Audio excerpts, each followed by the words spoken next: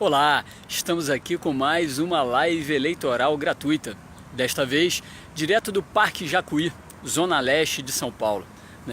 Para lembrar, as lives eleitorais gratuitas que eu faço são quando tem um espaço na minha agenda, então ela não tem um horário fixo, cada dia vai ser num horário diferente. E hoje eu vou comentar um pouquinho sobre o pacote tributário anunciado pelo economista Paulo Guedes, que será provavelmente o escolhido como ministro da Fazenda se o candidato Jair Bolsonaro vencer a eleição. Como o Jair Bolsonaro está sendo apontado como principal candidato no primeiro turno e é provável que ele seja eleito, independentemente de você gostar ou não disso, é bem provável que o Bolsonaro vença a eleição, então eu resolvi comentar porque discordo de alguns pontos apresentados pelo Paulo Guedes. O Paulo Guedes anunciou, isso foi colocado na Folha de São Paulo, no UOL, que quer fazer uma alíquota única de 20% para o imposto de renda da pessoa jurídica e o imposto de renda da pessoa física. Mas, seu Paulo, não dá, porque isso afronta o princípio constitucional da capacidade contributiva e da progressividade do imposto de renda.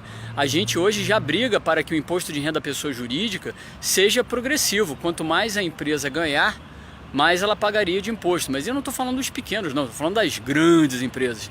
Só que se você coloca uma alíquota de 20%, isso afronta o princípio. Porque a capacidade contributiva e o princípio da progressividade não quer dizer só que quem ganha mais renda deve pagar mais, mas a alíquota também deve ser progressivamente ampliada conforme aumenta a renda do contribuinte. Por isso, uma alíquota única de 20%, tanto para a pessoa física quanto para a pessoa jurídica, além de ser injusto, ela afronta a Constituição, porque infringe os princípios da capacidade contributiva e o princípio da progressividade do imposto de renda. No entanto, ele apresentou uma ideia boa, que é a tributação da distribuição de lucros e dividendos. Ele quer tributar também em 20%. Porém, tem uma coisa, essa tributação de lucros e dividendos deve ser só para grandes empresas como as instituições financeiras. Sabe por quê? Por exemplo, vamos supor que tem uma empresa do Simples Nacional que tem um faturamento de R$100 mil por ano. Vamos supor que ela pague uma alíquota de 4% de imposto, pague R$4 mil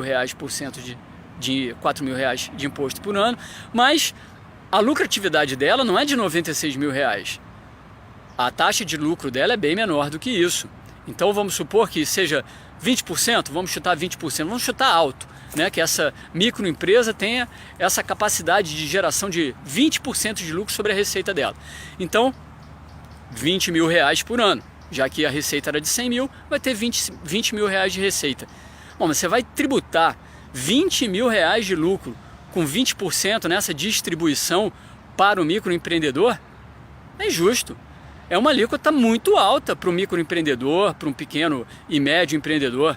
Por isso eu sou contra a tributação da distribuição de lucros e dividendos para os micro, pequenos e médios empreendedores. Essa tributação tem que ser só para as grandes empresas, para as instituições financeiras, por exemplo. Até porque em todos os lugares do mundo se tributa a distribuição de lucros e dividendos, menos aqui no Brasil e na Estônia. Então nisso o economista andou bem, tá certo. Mas essa tributação tem que ser apenas para grandes empresas, como as instituições financeiras. E, repetindo, alíquota única de 20% para imposto de renda pessoa física e pessoa jurídica, aí não, seu Paulo. Isso infringe a Constituição. E é por isso que é importante, quando você for escolher o seu candidato a deputado federal, você não escolher só pela honestidade, né, pela segurança da pessoa.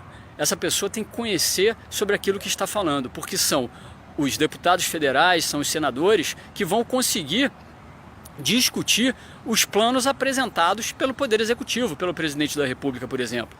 Eu sou auditor fiscal há 14 anos, sou formado em Direito, especialista em Direito Tributário, por isso resolvi fazer esse comentário na live e alertar você para que escolha seu candidato a deputado federal de acordo com isso. Não basta honestidade, não basta vontade de fazer, não basta o interesse público, o interesse social. As pessoas que estão lá têm que conhecer do assunto que elas estão falando. Por isso, 7 de outubro, Fábio Maca, deputado federal número 5128 pelo estado de São Paulo. Até a próxima live eleitoral gratuita. Um abraço!